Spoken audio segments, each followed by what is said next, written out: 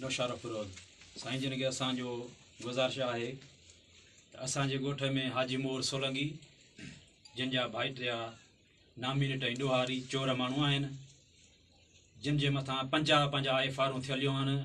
सॼो ॻोठ तर हिननि मां बेज़ार आहे।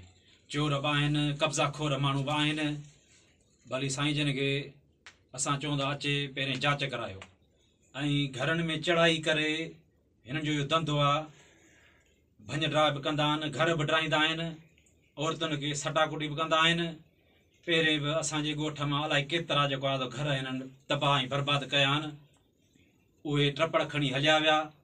वरी हाणे जेको आहे टियों ॾींहुं नेक मोहम्मद चांडियो ASI जेको आहे नौशारो फिरोज़ जो उन सां मिली करे पहिरें हिननि NC कराए फिर असांजे घरनि ते ऐं मुंहिंजे अज़ीज़नि जे घरनि ते हमिलो कयो आहे।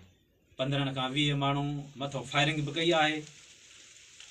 फायरिंग दौरान असांजो जेको आहे हमरा पहिरें बि जेको आहे धकी थियो हुनखे बि धक वक लॻा आहिनि।